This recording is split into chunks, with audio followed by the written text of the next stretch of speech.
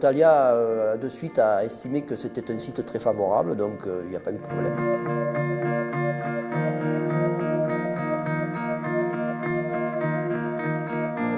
La première phase, c'est de faire la révision du document d'urbanisme avec la commune.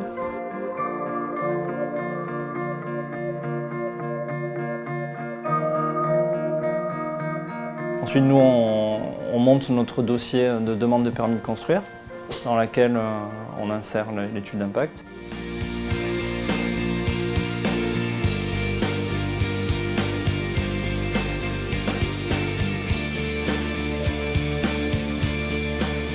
C'est un bon projet, c'est un parc qui ne se voit de nulle part. Voltalia s'est accommodé de toutes ces restantes qu'on a regardées, qu'on a même en partie certaines restaurées.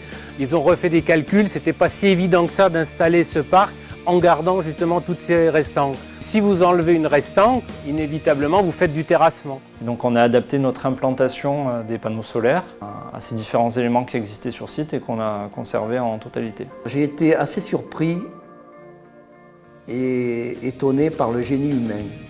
Parce que d'un champ qui est informe, avec des restanques, il n'y a rien de rectiligne, il n'y a rien de plat. Ils arrivent à maîtriser le montage de leurs panneaux d'une manière, c'est au millimètre près, quoi. C'est surprenant. Là, je reconnais que j'étais un peu bluffé à ce niveau-là. On a rencontré une très grosse difficulté puisqu'on était bloqué dans notre projet par le refus du permis de construire.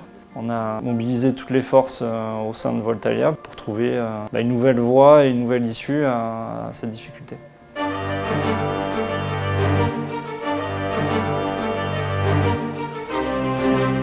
Et le propriétaire aurait pu à un moment dire stop, maintenant on arrête.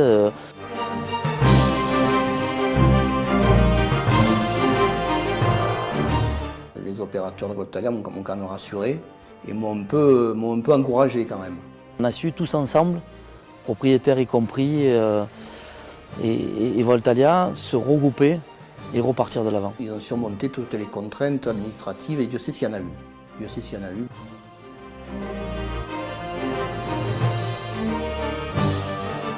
Le temps qu'on a perdu dans le montage du dossier a été un peu rattrapé par la vitesse des travaux qui se sont bien déroulés.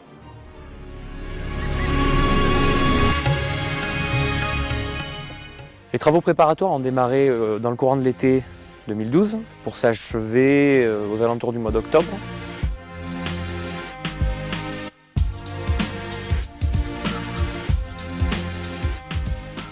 Ils ont refait la piste d'accès qui traverse la propriété, ce qui apporte un plus à la propriété d'ailleurs parce que j'ai un accès qui est nettement mieux qu'à l'époque.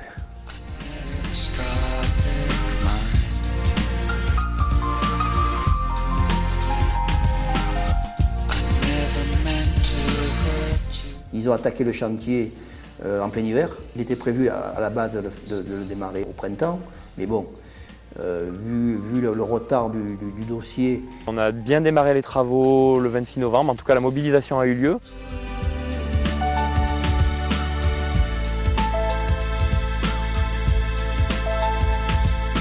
Et qui plus est, nous avons eu un automne et un hiver extrêmement pluvieux. On a démarré en plein milieu d'une phase d'intempéries, donc effectivement on a pris une semaine de retard d'entrée.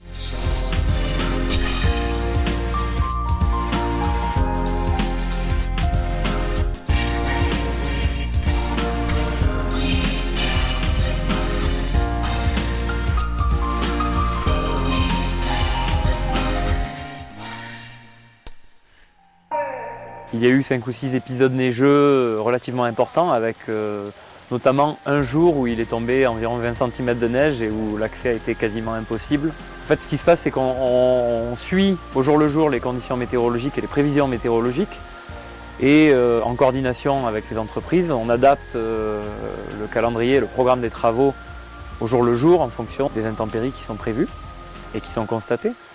Et lorsque les intempéries sont terminées, on remet les moyens en conséquence pour rattraper le temps perdu et avancer le planning comme prévu initialement.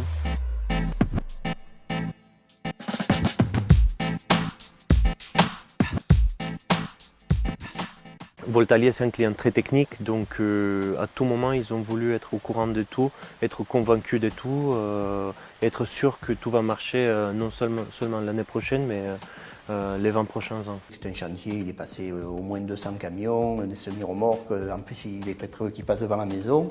Puis finalement, je trouve que ça s'est bien passé, il n'y a pas tellement eu de nuisances, je suis assez surpris, parce qu'il y a eu quand même énormément d'intervenants différents. Mais bon, ils ont respecté les consignes. Franchement, je reconnais que le chantier a été très propre. Le calendrier initial prévoyait un achèvement des travaux au 1er avril, on a fini le 20 mars. Donc on était une dizaine de jours en avance.